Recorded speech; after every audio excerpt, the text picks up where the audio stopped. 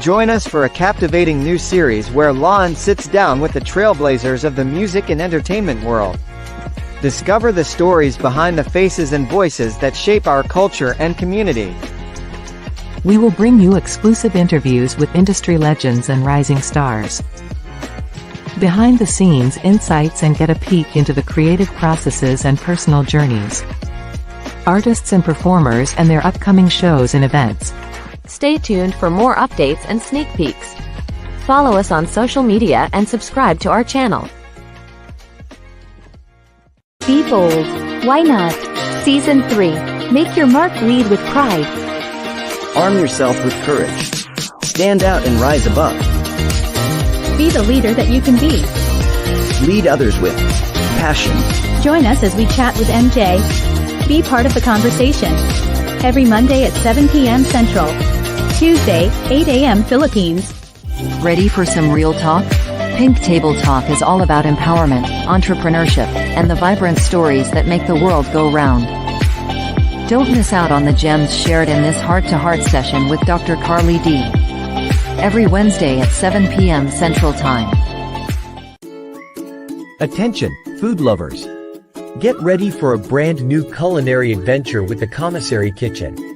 Join us every Thursday at 8 p.m. Central Time, or 9 a.m. in the Philippines, for a live show that brings the best of the kitchen straight to your screen. Presented by Lawin Live Stream and Podcast and produced by Lawin Media Network, we'll explore delicious recipes, share expert cooking tips, and bring you closer to the world of gourmet cuisine.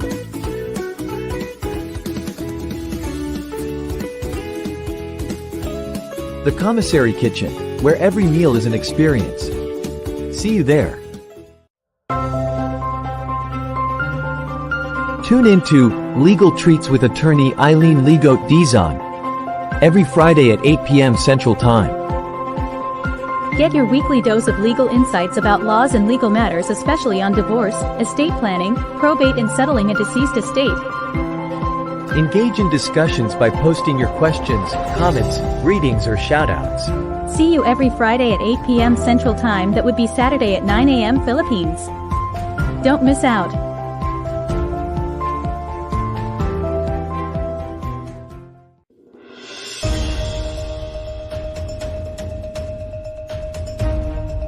In a world cluttered with information, where truth is power, Lawin Weekly News stands apart. We delve deeper, uncover facts, and bring stories to light. From political showdowns and economic triumphs to the pulse of the street and the heart of the community. We capture the moments that define us, stories that challenge, inspire, and transform. Tune in live Sundays 8 a.m. Central Standard Time and Sundays 6 p.m. Central Standard Time.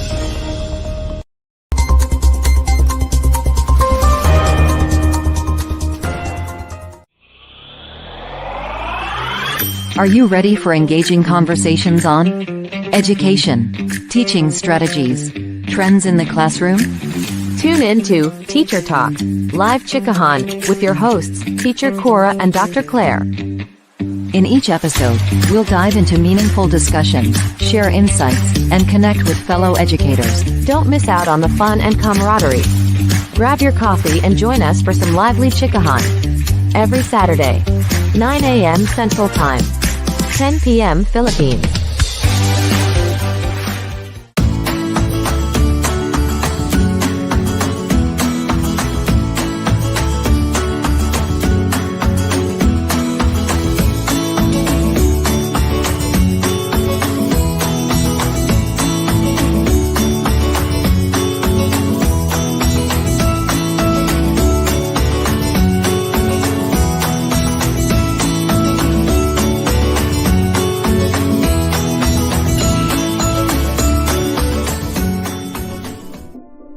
Lawin Media Network. Bringing to you the most relevant content across all platforms. Business, legal, politics, health, lifestyle, and entertainment. Your source for all the news and updates in the greater Houston community, from Texas and all over the world. Get informed and empowered with Lawin Media Network.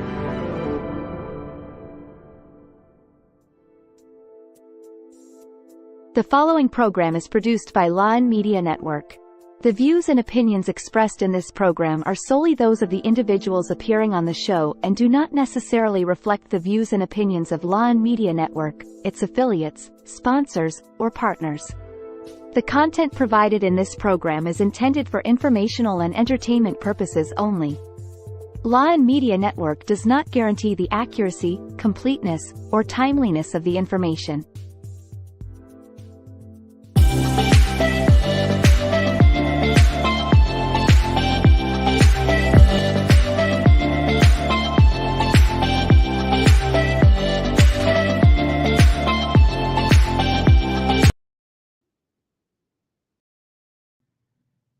Good evening, everybody, and you're watching Lawin Media Network live, either through our YouTube channel or our Facebook Live page. And welcome to episode 8 of Pink Table Talk. Tonight, we have a very, very juicy topic with one of my favorite speakers, with 𝙯●. We're going to be discussing love addiction and codependency. As you can see, I'm wearing my red and I got my heart necklace on tonight because I'm ready to dive into this very hot topic. So I'm going to introduce my guest. I'm going to tell you a little bit about her. 𝙯●. She is a certified life coach, writer, speaker, and owner of Tranquil Balance Life Coaching based in Jacksonville, Florida. She has a specialization in narcissistic relationships, integrated attachment theories, and codependency. 𝙯● offers remote coaching sessions designed to guide clients toward healing and empowerment. As a survivor of an abusive relationship herself, and she is currently living with stage 4 neuroendocrine cancer, 𝙯● brings a profound depth of empathy and resilience to her coaching practice. Her personal journey fuels her passion for helping others navigate their own challenges and discovering their inner strength. With a strong background in facilitating support groups, 𝙯● is also a dedicated facilitator for the Circles app. And she is the creator of the blog Healing But Dealing, which provides insightful content on overcoming adversity. You can also book an appointment for her transformative coaching through sessions at healingmyfeeling.com. In addition to coaching, 𝙯● writes for Newsbreak. She writes about relationships, sharing valuable insights and practical advice with a wide audience. Her solutions-based approach, combined with the witty and engaging writing style, captivates readers and encourages positive change. Whether through one-on-one coaching, group facilitation, or written content, 𝙯● is committed to helping individuals build healthier relationships, develop self-awareness, and achieve lasting personal growth. So I'm very excited to welcome 𝙯● to the show. Welcome, 𝙯●. Hi, Dr. Carly. How are you? Hi.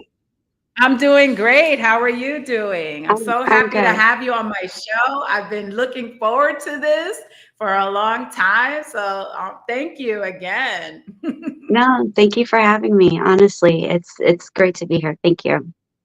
Oh, you're so welcome. I've been part of your groups, and I have to say, I absolutely love them. You give people the hard, honest truth, and you give such great resources, and you give such great feedback on issues and things that they may be going through. So I'm just so delighted to have you to be able to share with our audience some of that expertise.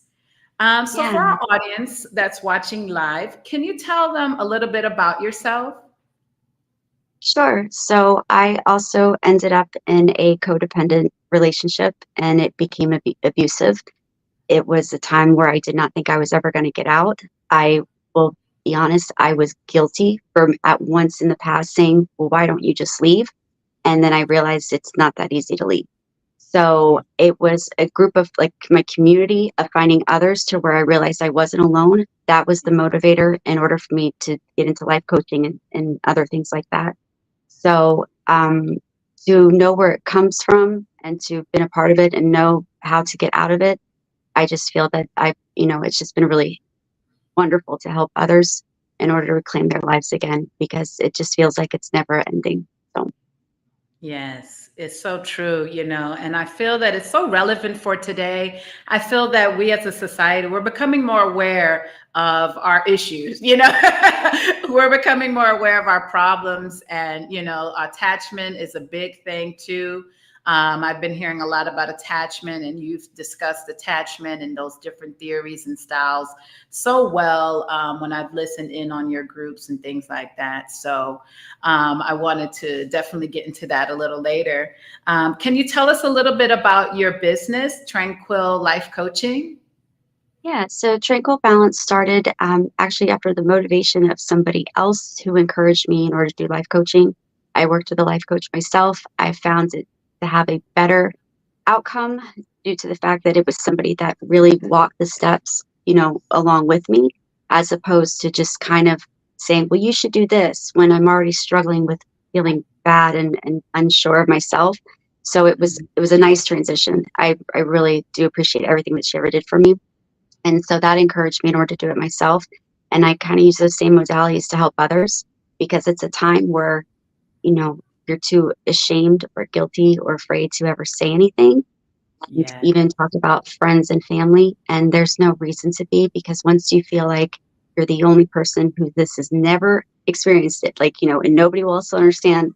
And then when you find out there's a whole group of others, it's always share it, always tell it, always help others, because sometimes you will come across somebody that was too afraid to mention it. So it's definitely been an amazing journey for that part. And I appreciate everybody that helped me along the way in order to help me to get where I am. So really, if it weren't for them, I don't believe I would be here.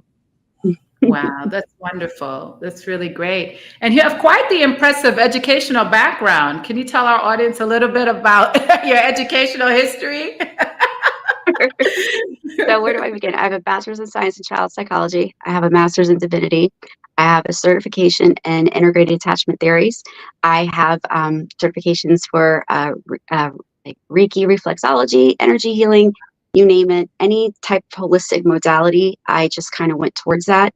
And it was the need to understand better, and what better way to understand than to get certifications or the degrees or anything else for that. So it's kind of just been a lifelong seeking type of thing. And yeah. Yeah, that's wonderful. Goes on and on and on.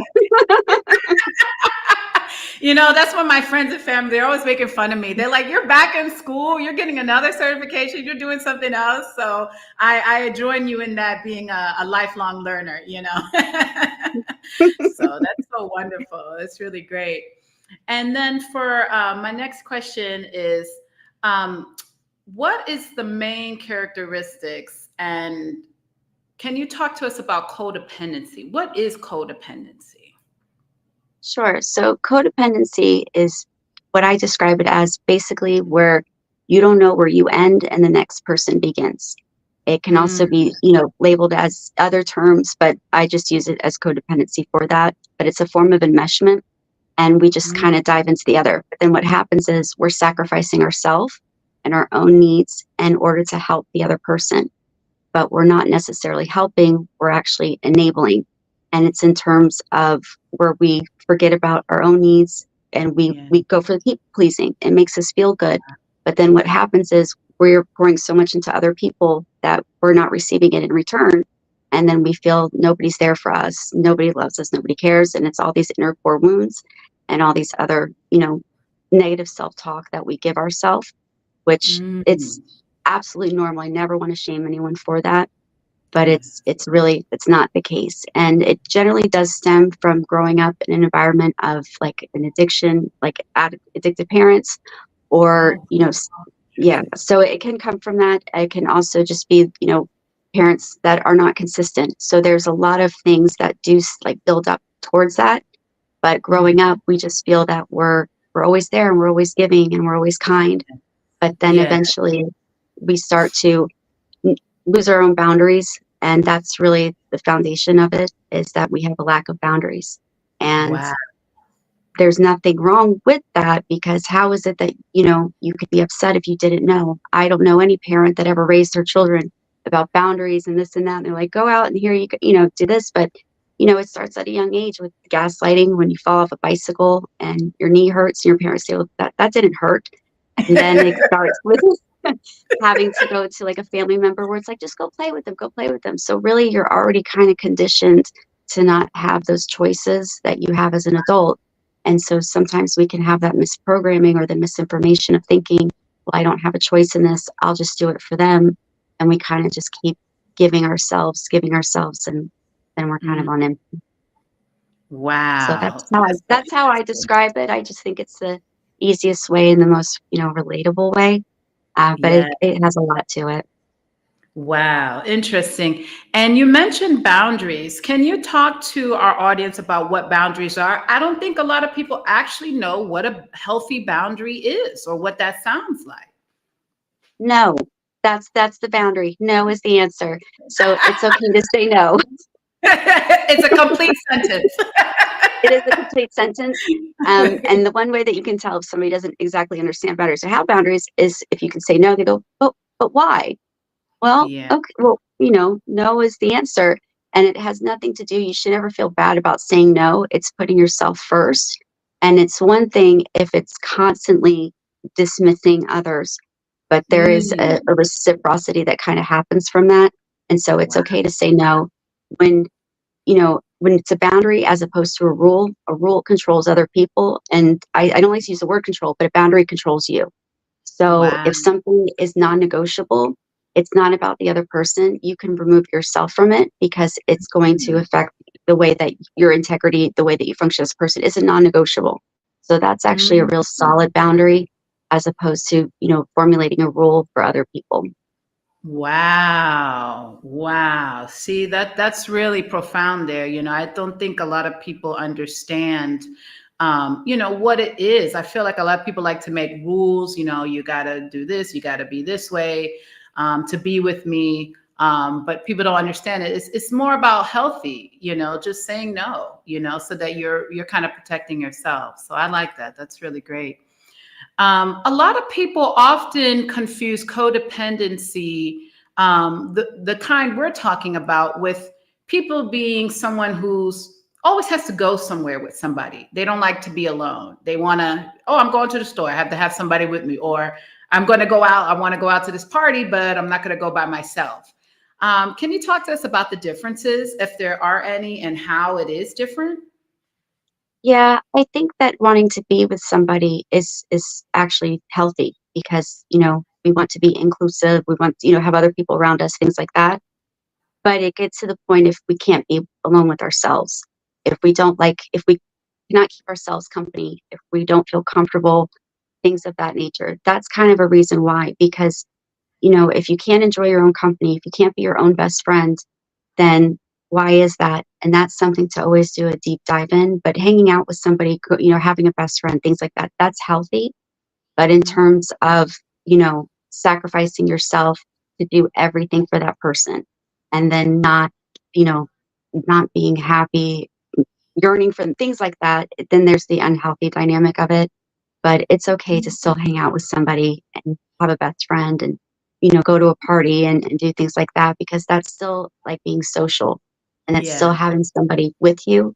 But with codependency, it's more or less like nobody will like me if I don't do this. Or we say, well, if I do this, then then they'll be happy. They'll love me. They'll be there for me. And it's things like, it's just a whole sacrificing aspect of it. So that's when we feel empty, is when we know that maybe we kind of were codependent. And so it happens. Wow. I say there's nothing wrong with being codependent though, because I just say that really it just means you love hard, and what's wrong with loving, but sometimes we love too much and we can end up loving the wrong people. And that's the downhill of it. But it means lack of boundaries. If someone tells me they're codependent, they've automatically just now told me that they have bendable yet breakable boundaries. And, that, low self-esteem is associated with that. But that's, to me, I don't believe that fully, because somebody can have low self-esteem, but somebody can just have, maybe low self-esteem, but in terms of doubt, like self-doubt. So, yes. Wow. Oh, this is such a great topic. Oh, it's getting juicy and hot in here today. We're going to continue with this conversation after our break. So stay tuned, everybody.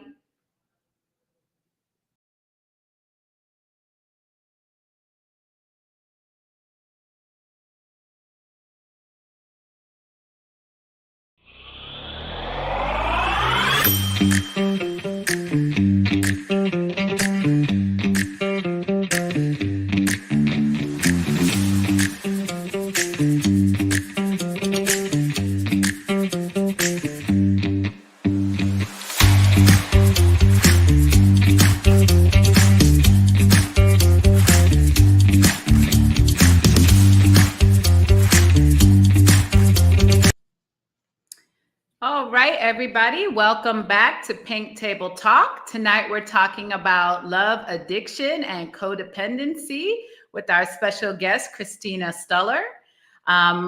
This show is available on Lawin Media Network Live, either through our YouTube, Facebook page, or we're also available on podcasts through Spotify, Apple, Amazon, Google. We're on 15 different platforms. All right. So we're going to continue our conversation tonight.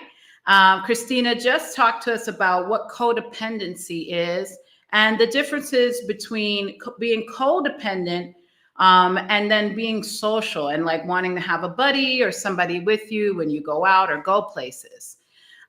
So my next question for you, Christina, is what is love addiction and how is that related to codependency? So love addiction is basically a new term. I want to say it's probably been around for about 10 years or so, and some people are not familiar with it. I define it, and this is just the way that I do, I define it as kind of like the deeper, the darker side of codependency.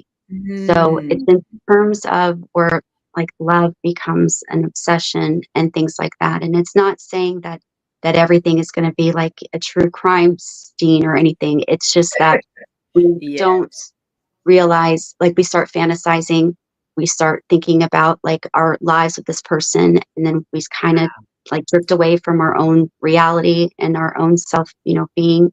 It's the contributing factor though is generally with codependency because of that low self-esteem. And it does also go into where we sacrifice ourselves for other people. But it's much darker than that, but maybe dark isn't even the right term to use, but it just goes deeper than that. So I will be honest, I always say I did not know I was codependent until I was codependent. And then I was very, very well versed on reactive abuse. And that generally turned into a form of love addiction because it got to the point of this isn't going to, you know what I mean? It was like I had to be with this person. And the way that I share my story from back then is way different than I share it now. And it just shows how much growth has really come from it, because before there was a lot of emotion to it. And I really did think that I would never be able to survive without this person, and that this person could not survive without me. And you give up friends, family, careers, you lose a lot. So there was definitely a lot of loss, a lot of healing, and a lot of like rebuilding back up. But there's absolutely nothing, as long as you realize that something is not right, and it's not based on everything, but sometimes it's the people. But we do have to accept accountability as opposed to responsibility, because there are two people in the relationship. And then sometimes I did realize that I now am putting the pieces together, that I am a common denominator in a lot of issues. And I just didn't realize until I actually ended up in one particular relationship, because I never had, relationships where it was, me sacrificing and giving, and I never had that. And then I suffered from a lot of trauma and ended up just right in that, ran into the arms of one. And it was about 8 years before I could get out. So it definitely is something that takes over in a way, but it goes by almost like societal standards in a term, because we believe in love at first sight. We watch movies. Unfortunately, that doesn't exist. So we kind of have this like self-fulfilling prophecy in a way of how love should be. So then like we'll reenact it, and it's just not, it's not there. So yeah, it's interesting. Yes, and you know, it's funny because I had never even thought of that term until I saw. I think you had a room a few months back, and I was like, you know, this makes a lot of sense. You know, especially I had been in a lot of the support groups, and even looking back at my own relationships. And I was like, that makes a lot of sense that we can actually be addicted to love, you know, that feeling of being in love and being with somebody and always wanting to be around them. And, you know, and it's so easy to get sucked in, you know, like you were talking about, and to kind of go too deep, you know, and I can definitely relate to that. You know, I've seen myself there sometimes where I'm like, oh, I want to see what they're doing. I want to be with them all the time. And, you know, you start forgetting about everything else, you know, and Absolutely. 'Cause it feels good. It feels good. yeah. Oh yeah, you get addicted to the, you know, the high, what is it? The, I don't know, what's the love hormone? Oxytocin, and, you know, you Yeah, crave and it that. is almost like the love bomb. I always joke around. I say the love bombing and the courting, those are like the best, you know, like of course. And then that's when we feel that that's what it is all the time. And so we become almost angry and resentful and we'll act out. And it's just things when really it's our own personal needs not being met. And I honestly thought, I'll be honest, needs were food, clothing, and shelter, and they are it goes way, way deeper into that. You know, just things that we will and will not put up with, and back to the boundaries, you know. I Yes. didn't have the boundaries that I thought I had. So Yes, that's so true. And I see how it ties back into, you know, having that lack of boundaries. You know, like you said, that enmeshment. So that love addiction, codependency, the person, they don't see themselves as separate. They kind of see themselves as one in that relationship, you know, like they're one, you know, they're one person. So wow, very profound. My next question for you is, what are some of the attachment styles that are associated with love addiction and codependency? so there's four attachment styles. The names have updated a little bit, but I just go by, you know, secure, anxious, preoccupied, fearful, avoidant, and then dismissive, avoidant. So Mhm. I would say that the codependency aspect is mainly towards the fearful. Actually, let's say all three of them, aside from the secure. Even I think even secure could kind of form into that in some shape or form. But in all actuality, the fearful avoidant is very lucky. They get both of them. They can lean towards anxious preoccupied and they can lean towards dismissive avoidant. And so Wow. it's the fear of abandonment. So basically, we're born with an innate fear of abandonment, you know, because we have to survive on our caregivers or we rely on our caregivers for survival. But then that can grow. And really, an attachment style doesn't necessarily come about until you become attached to somebody. And so it's not something that you'll know of where you're at until you're in a relationship and that attachment really grows. So Wow. I found out that definitely I was fearful avoidant and no longer fearful avoidant, but it was, you know, the fear of abandonment. And I was very hot and cold because it was these inner core wounds of saying, you know, well, you're just going to leave anyways. And I'm Yeah. difficult to date. And it's all these things that, you know, they are negative self talk words, but it's how Mhm. we feel. But we don't Wow. ever really have the information to back it up. And then when we Mhm. look at our past and see, well, our caregivers left, you know, like parents, this and that, and it's this trend that we Yeah. begin to think it's us. And really, everything Mm. that happened to us was never because of us, not once. Wow. Oh, that's Mhm. so wonderful. You know, and I think just for people to hear that, it's going to be so healing. I think oftentimes we do blame ourselves if someone has, you know, abandoned or left us. And it's interesting you bring it back to the parents. Can you talk to us a little bit more about how our childhood or how our parents were, how that affects how we are in relationships? Absolutely. Well, you think about it, they were our role models. So Mm, when we're born, we're kind of, you know, in this hypnotic, you know, state of mind to where we're just absorbing everything that we see. And then as we mhm. get older, it's a form of conditioning because we are praised by when we did well through the opinions and eyes of another person. And then we were disciplined in the opinions and eyes of another person. So now we're Mm, conditioned. And as, wow. you know, then we start to meet other people and they're different than us.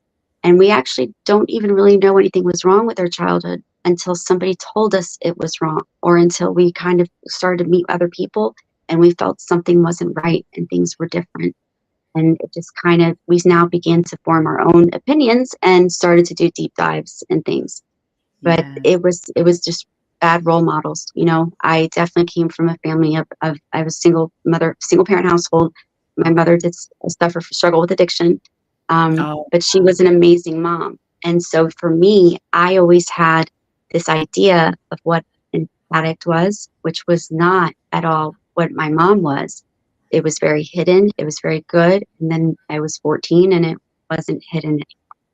And so that's when I really started to see everything that was happening. And I thought it was my responsibility to take care of her, which then led me to take care of everybody else around me, especially those that you know, weren't doing so well with their lives. But we begin to think that we don't have a choice, and we do, but we also think that other people don't have choices.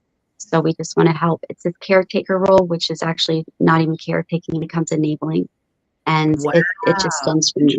So yeah, but you know, the role models, things like that, addiction, the fear of abandonment, not having a parent that, you know, stability. It's all about stability.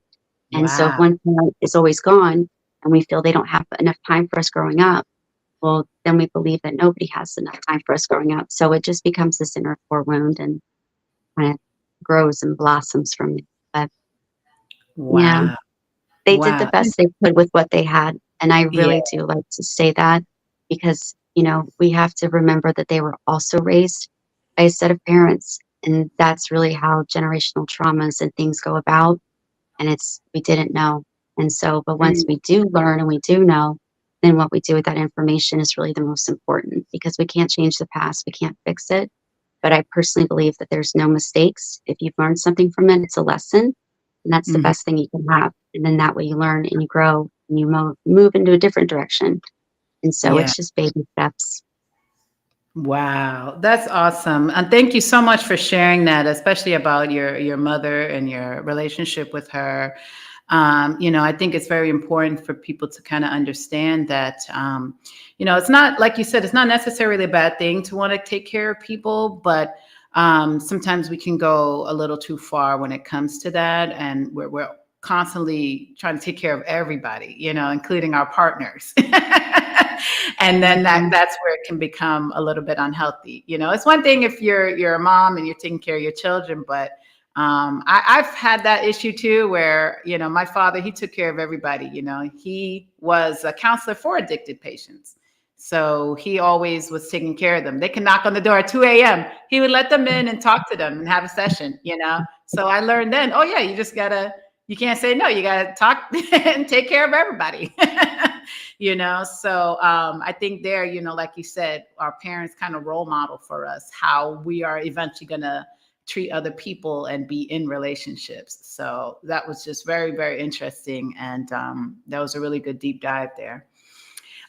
So right now we're going to go ahead. We're going to take our second break of the evening. And when we get back, we're going to continue on this topic with Christina Steller. Thank you, everybody, for watching tonight.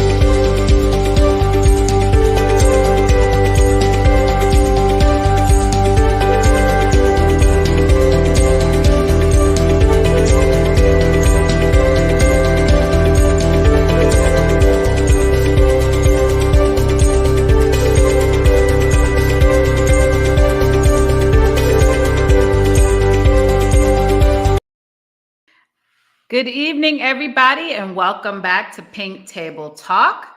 Tonight, we are with Christina Stuller talking about love addiction and codependency. So, Christina, we have a lot of singles out there. We have a lot of people who are looking for love, whether they're looking for love in all the wrong places or, looking online. What is your advice for those out there that are looking for love? How can they develop healthy attachments and have healthy relationships? Know who you are as a person. Know your boundaries. Do not feel bad for things that you want in your life. Never settle. A lot of us tend to settle, especially influences by other people. I was told that my list was impossible, that nobody would ever measured up to that. And then I believed them. And then I started to kind of cut things off and just know what you want and, be healthy, but also be, giving, kind, find that balance. If you have that feeling in your stomach, intuition, I'm sorry, is never wrong. If something isn't right, just try to kind of question, but if never overlook things that, like we always get benefit of the doubt, but if it doesn't line up with your integrity, with your values, with your needs, who you are as a person, there's nothing wrong with you. Just be sure to, be able to remove yourself safely and things like that. But I love love. I do. I'm not even going to lie. I really do. I know. But it's in terms of finding a healthy person as well. Yes. That's very nice. Because right now, like we're about to come into the holidays. As my friends say, it's cuffing season coming up. Everybody wants to be in matching pajamas by Christmas. So they start throwing those lists out the window. People are like, oh, forget this. I want to have, the photo ops and, all that stuff. Somebody to cuddle with during the winter. But what are some healthy traits somebody should be looking for in a relationship? So when somebody is truly secure, they don't play games. And if we are the type of person that says, go, and then when the person listens to what we said and they go, we're like, but wait, where are you going? Come back, come back. Yeah. That shows where we're unhealthy in a way, because a secure person, they're not going to play games, but they're not rude about it. They're not mean about it. It's just in terms of, this is not working out. And it just, it separates amicably. It's really healthy.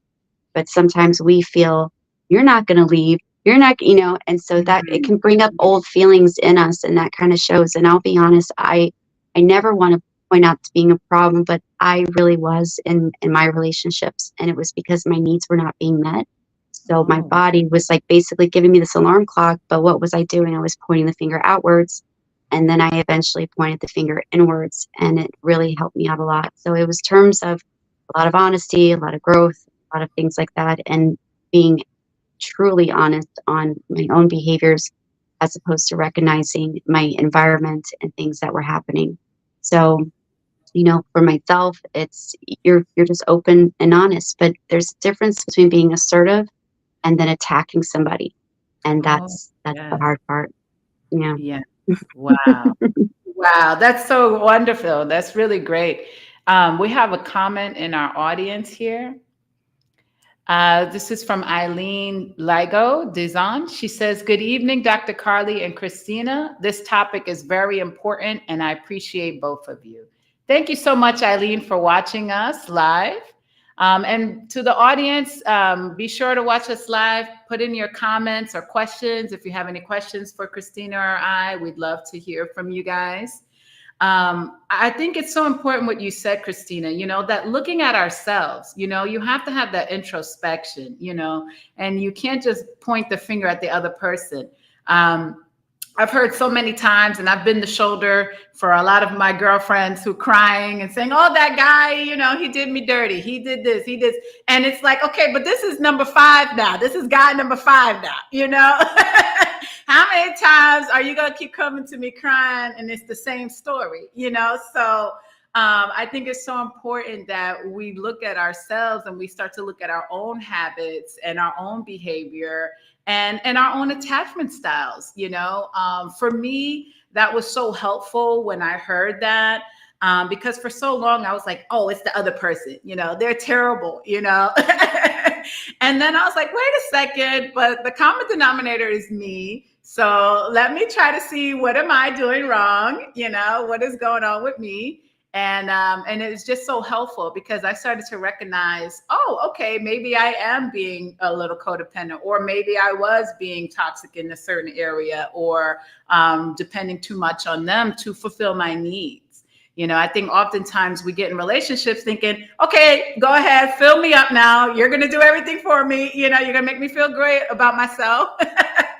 But it's not that way, and I especially learned from you is you have to meet your own needs. You have to fulfill yourself and be happy and healthy before even trying to get into a relationship or be with somebody else. So I really appreciate that. And thank you for that. Absolutely. Oh, thank you. My next question for you is, like I said, there's a lot of singles out there, people who are out there looking for love. What are some resources or some advice that you can give to them so they can find out what's their attachment style, things that can be helpful for them before they jump into the next relationship? Yeah, absolutely. You can play around online and just do like free attachment style quizzes or whatnot. They're pretty spot on. There's a few resources out there, but it's not that anything is wrong with anyone. If somebody reads dismissive, I feel that they're like, no, that's not me. That's everybody else. But the biggest key step is that personal moral inventory, because it's not always about what's happened to us, but it is about what we've done to other people based on what has happened to us. And if we are afraid of connections, we're going to repel connections. It's very hot and cold. It's a dynamic. Wow. But to have a really healthy relationship, don't be afraid. Remove those inner core wounds of feeling unloved, not good enough, things like that. Because to be quite honest, you are the most unique individual ever because there's only one of you.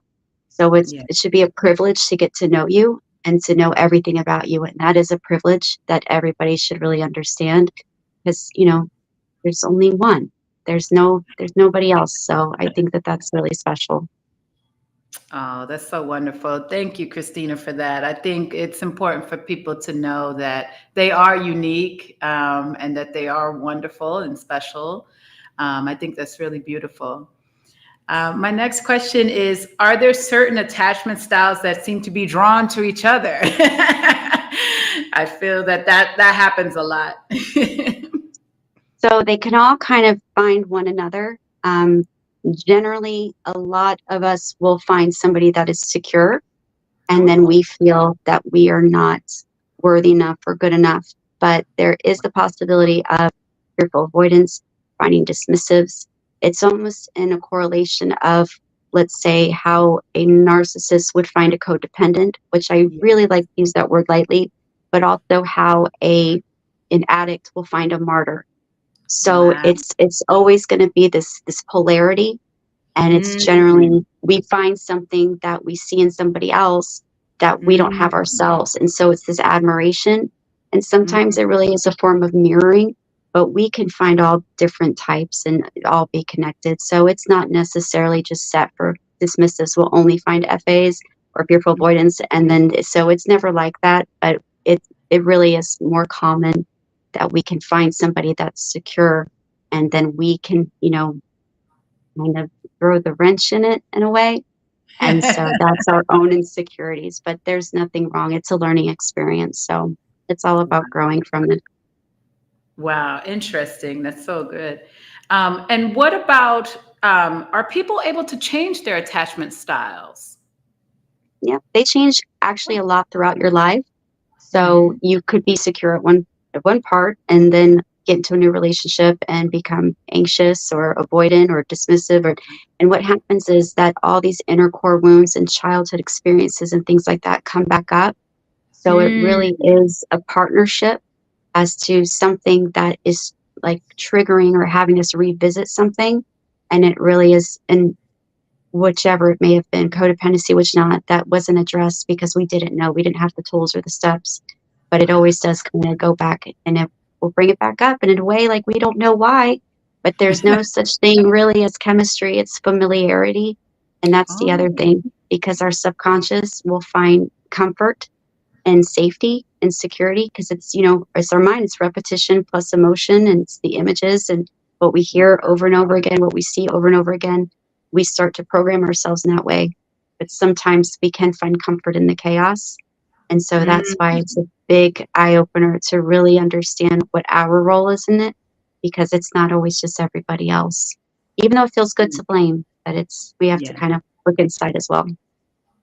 Yes, and that's so true. And, like I said, when I started looking at myself, the accountability that I took was, well, I'm choosing people with these red flags that I'm noticing, and I'm ignoring the red flags, And so it's not always that we might find something is inherently wrong with us, but we're choosing to overlook certain things. Like we might see that in the first couple of days of knowing somebody. We're like, oh, that's a red flag.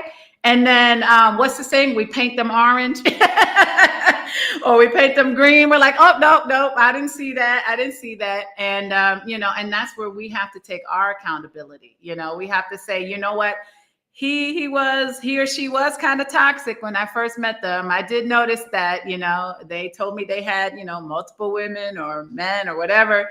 And we overlooked that. So taking that accountability for our part, it helps us to break that cycle. I feel oftentimes people who are codependent or possibly love addicts, they get stuck. They get stuck in this cycle, and they go from relationship to relationship, repeating the same pattern. Absolutely. And it's really good to ask yourself, what is it about this person? And they can be the most unhealthy person that fulfills the most amount of your needs. And there's a reason for that. And it's generally companionship, longing, feeling appreciated, needed, wanted, things like that. When really everything that a person can do, we should be able to do for ourselves. You should truly be able to be your own best friend. And getting out of this relationship, I really had no idea anything about myself when I knew everything about myself prior, but it just strips away. And then you really start to see what's happening. Once you identify the patterns, that's really when you know that the veil's been lifted and you're good to go, because now you start doing the work because you want to get out of that cycle. And it's a drive. It's definitely a drive. So, and support and community. And, I always say hope is a double-edged sword, but when you truly have faith that you do not deserve this, faith is a big old leap and it will take you anywhere. So yes, that's so wonderful. And before we go on our next break, I know you're a big fan of journaling, and so when we come back, I want you to talk to our audience about journaling and some good journaling resources and how that helps people to develop, that self-awareness, that sense of self. So stay tuned, everybody, and we'll be back with Christina Stuller after this break.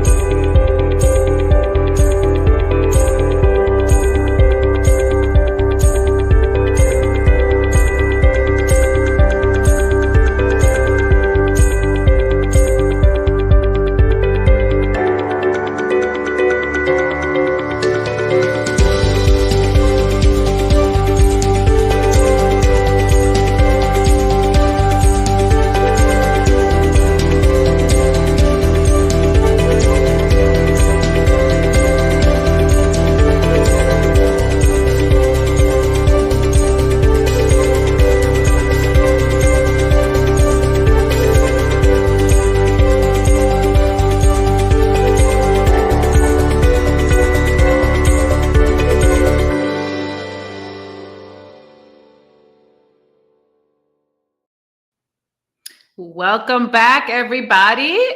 Tonight we have our very hot topic on love addiction and codependency with the amazing Christina Stuller. Before we went on break, we started to talk about journaling and how that can be a tool for people who may suffer from or who live with codependency or love addiction. So Christina, can you give us your insight on that? Journaling is my favorite thing. I'm so happy you brought that up.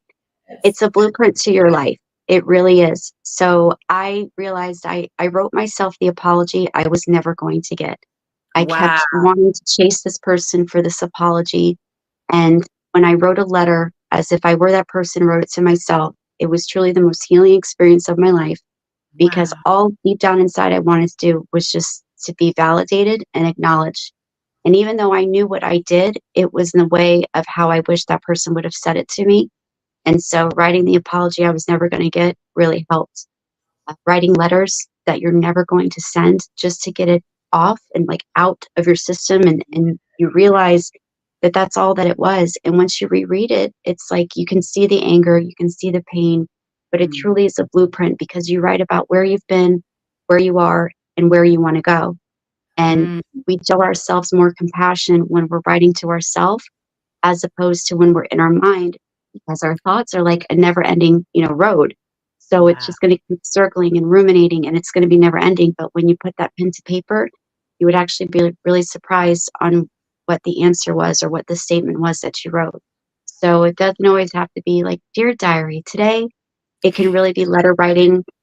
It can just be writing like random things of like what happened, just to clear your mind.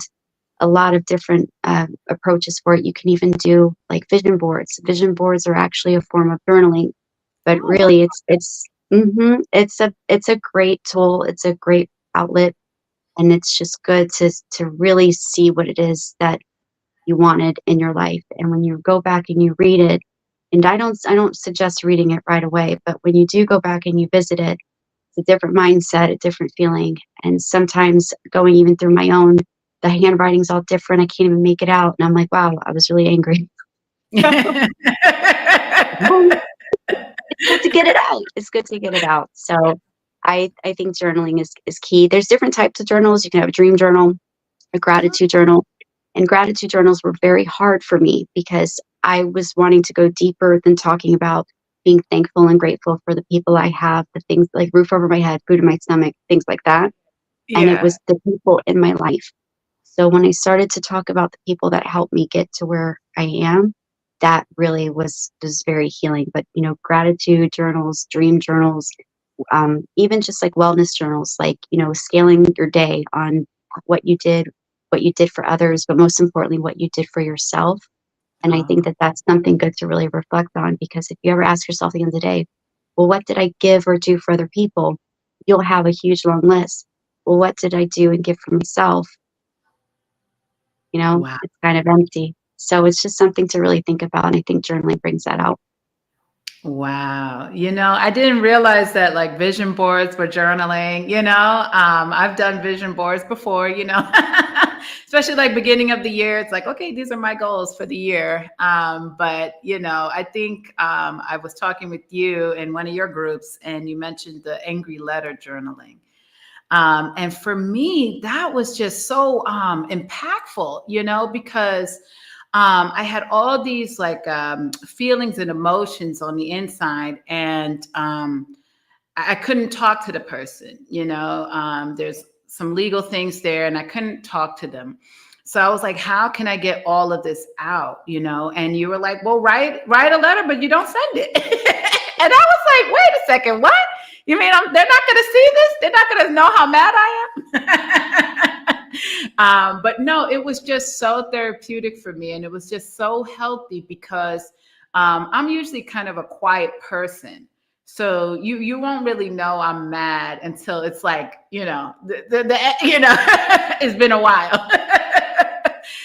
So for me, writing, I've always been good at writing out my feelings, writing out my thoughts, that's why my manuscript was 125 pages. I'm a good writer. So for me, writing those angry letters, it took it all out.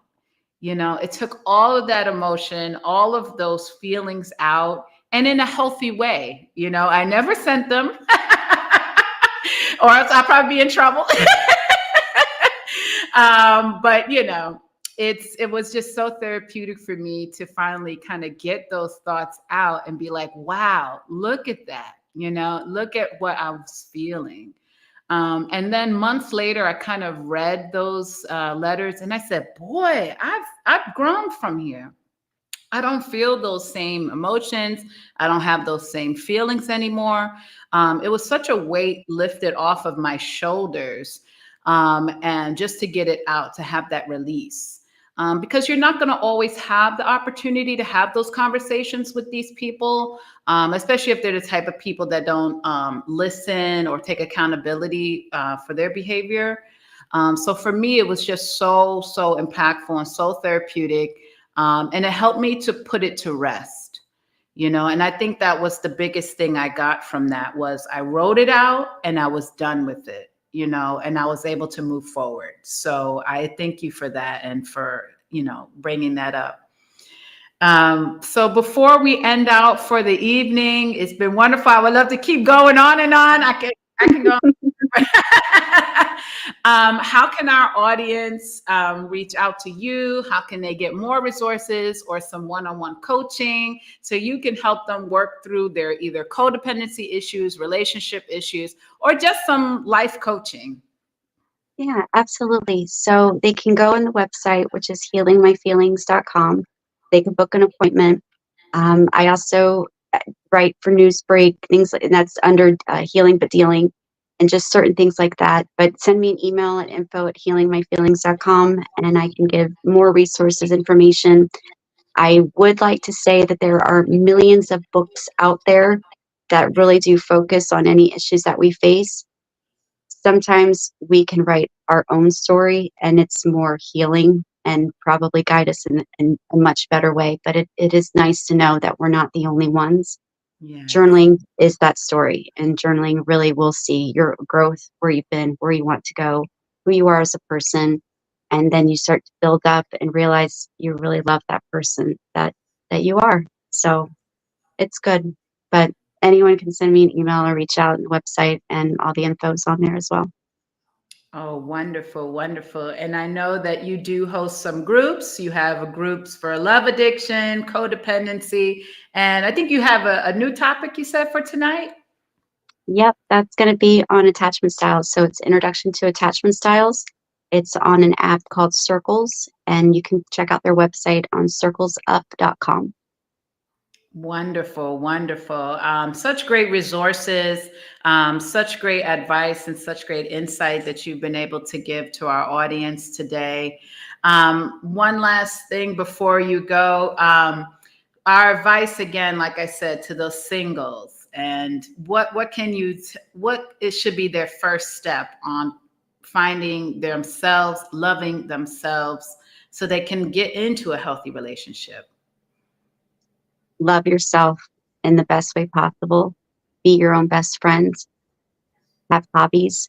Like who you are before bringing somebody else in, because there's nobody out there that's going to be able to fix or change or anything like that. But to grow with somebody, to bring out the best in one another, that's what the end goal and end result is. But there's always somebody out there for everybody, and just know that you deserve the best of what it is that you want, and go out there and get it. So sky's the limit. I always say sky's the limit. And sometimes we got to kiss a lot of frogs to get to our prince. So, you know. And believe me, there's more frogs than princes out there. Unfortunately. Yes. Just don't end up with warts. You know, that's what my mother always said. It's like, don't end up with warts though. So, you know, so that's our advice to you singles out there. Love yourself, journal, get healthy, learn your attachment style, figure that out. There's lots of quizzes and resources online, or also email Christina at info@healingmyfeelings.com. or visit her website for some one-on-one coaching, or go to one of her fabulous support groups. And I thank you so much, Christina, for joining us today. This was just such a wonderful discussion and such a great resource of information and insight for our audience. Thank you again. Thank you so much. Oh, you're so welcome. So everybody continue to tune in to Pink Table Talk every Wednesday at 7 p.m. Central Time or 8 p.m. Eastern Time. We still have 4 more episodes left for this season, and we're going to continue to bring you great topics, great speakers. So listen in each night live so you can ask questions, and so we can answer it for you or just make your comments. Thank you all for joining us tonight, and I hope to see you all next week. Bye, everybody.